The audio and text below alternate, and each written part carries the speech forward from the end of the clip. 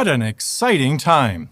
The memorial season is here, and the invitation campaign is underway. And with the new hour requirements for pioneers, many of us can now share in the pioneer work. We've received so many cards and letters from brothers and sisters who are thrilled with the new hour requirements for pioneers. One sister wrote, "As a mother, wife, homemaker, part-time worker, and caretaker for elderly parents, you have absolutely no idea what the update did for me today. I have tears even as I am writing. We are all so tired right now, but want nothing more than to faithfully serve Jehovah and stay active in reaching people in these last days." The announcement to reduce the pioneer hours was such an answer to prayers. It was so faith-strengthening and a complete reassurance of Jehovah's love for all of us. Thank you so much. Another sister wrote, "I just wanted to take a minute to tell you how happy I was to get the new information on auxiliary pioneer hours. I cried. I have kidney dialysis 3 times a week. It takes a lot of my strength, but 15 hours? I can do that. What a wonderful God we have." Well, I'll be totally honest with the thoughts that I have. I don't know why scumbag comes to mind.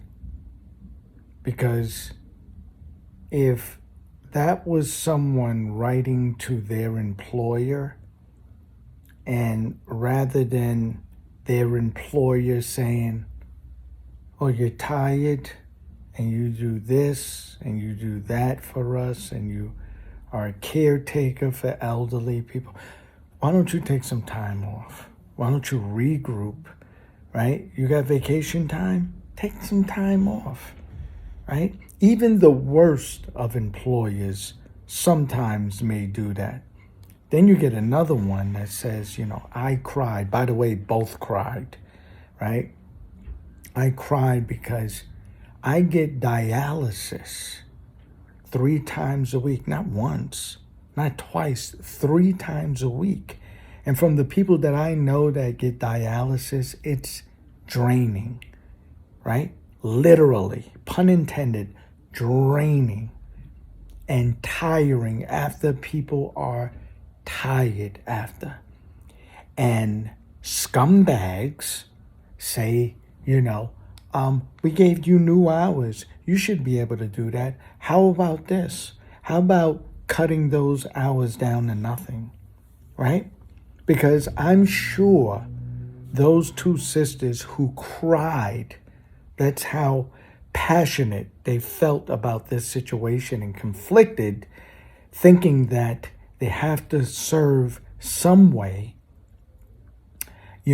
and cutting the hours actually brought them to tears. By the way, I believe that these letters are totally fictional, right? I think that these letters are made up to basically coincide with their agenda, right? You can always say, "I received a letter yesterday." I can do that right now.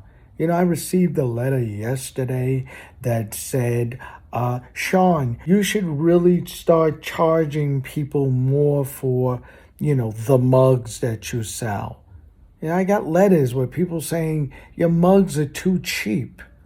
You sell them for like $8. You should charge $28. Those are really quality mugs that you sell." Like, you can make up anything to coincide with your agenda. But that's one thing, right? Forget about that. And then at the end of it says, something about, I got to go back to it, but What a wonderful God we have. meaning, that Jehovah actually cut these hours down. We are at a place where you're talking about people that can't put this together and see the scumbagness in this. God actually cut the hours down to suit you. What a privilege.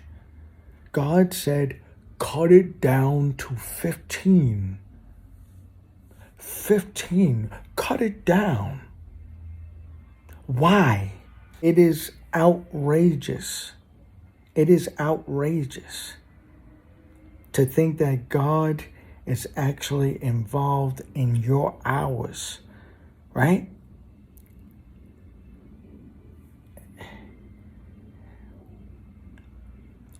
And rather than, let's just say this was something that was real and this was something that was honorable, right? Rather than you say, sis, well, you got dialysis 3 days a week. What are you doing? What are you doing? You go home and you relax.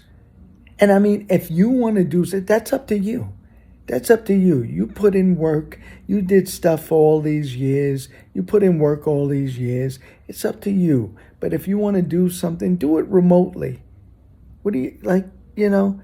And even so, even if these people are doing it remotely and doing things from home, why are they, if they are crying because of something, then that something should have been stopped or minimized a long time ago.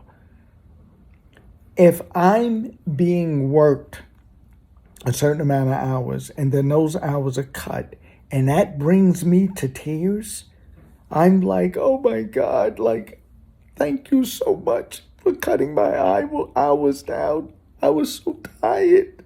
I was exhausted. And that should have been done a long time ago. As a matter of fact, something is not right in that picture. There are people that bypass this. There are people that bypass this and skim right over it. And it means nothing. They're like, oh, yeah. What happened? No, they cut the hours. Yeah, they cut the hours. And it's like, it means nothing to them. They don't even look behind the curtain and see the scumbags that are pushing this agenda. It's baffling. It's like me, I'm the type of guy that when people do these pranks and they're like staged pranks, I see right through it. But I realize, and speaking to other people that look at these obvious stage pranks and they go like, wow, you know, yeah, you know, and I'm looking at them like, you think that's real? Holy moly.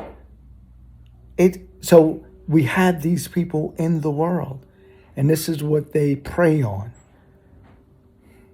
Sickening.